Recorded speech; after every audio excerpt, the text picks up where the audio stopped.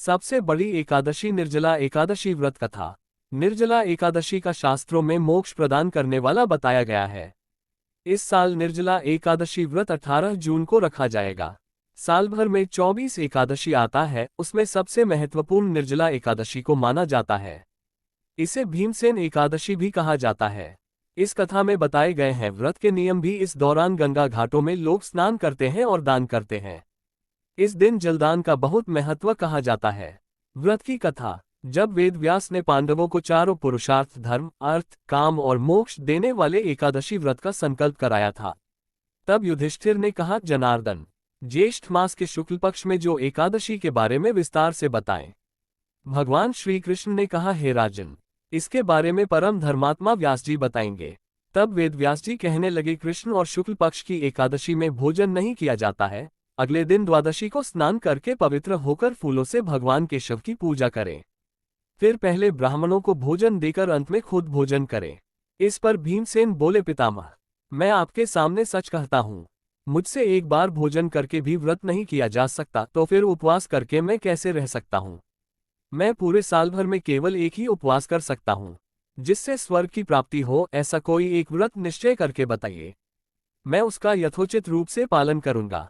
व्यास जी ने कहा, भीम, ज्येष्ठ मास में सूर्य वृष राशि पर हो या मिथुन राशि पर शुक्ल पक्ष में जो एकादशी हो, उसका यत्नपूर्वक निर्जल व्रत करो। केवल कुल्ला या आचमन करने के लिए मुख में जल डाल सकते हो, उसको छोड़कर किसी प्रकार का जल विद्वान पुरुष मुख में न डालें, अन्यथा व्रत भंग हो जाता है। एकादशी को सूर्योदय से लेकर दूसरे दिन के सूर्योदय तक मनुष्य जल का त्याग करे तो यह व्रत पूर्ण होता है। इसके बाद द्वादशी को प्रभातकाल में स्नान करके ब्राह्मणों को विधिपूर्वक जल और सुवर्ण का दान करे। इस प्रकार सब कार्य पूरा करके जितेंद्रिय पुरुष ब्राह्मणों के साथ भोजन करे। वर्ष भर में जितनी एकादशियां होती हैं, उन सब का फल इस निर्जला एकादशी से मनुष्य प्राप्त कर लेता है। जिन्होंने श्रीहरि की पूजा और रात्रि में जागरण करते हुए इस निर्जला एकादशी का व्रत किया है, उन्होंने अपने साथ ही बीती हुई 100 पीढ़ियों को और आने वाली 100 पीढ़ियों को भगवान वासुदेव के परम धाम में पहुंचा दिया है। जो इस एकादशी की महिमा को भक्तिपूर्वक सुनता अथवा उसका वर्णन करता है, वह स्वर्गलोक में जाता है। चतुर्दशी युक्त अमावस्या को सूर्य ग्रहण के समय श्राद्ध करके मनुष्य जिस फल को प्राप्त करता है, वही फल इस कथा को सुनने से भी मिलता है।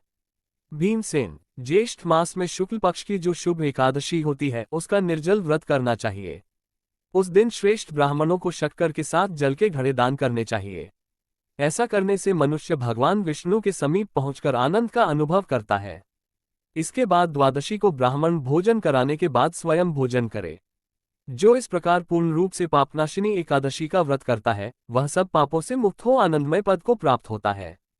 ये सुनकर भीमसेन ने भी इस शुभ एकादशी का व्रत आरंभ कर दिया। अगर आपको ये वीडियो पसंद आया हो तो वीडियो को लाइक और कमेंट में जय श्री राम जरूर लिखें और ऐसे ही दिलचस्प वीडियो देखने के लिए हमारा चैनल सब्सक्राइब करें।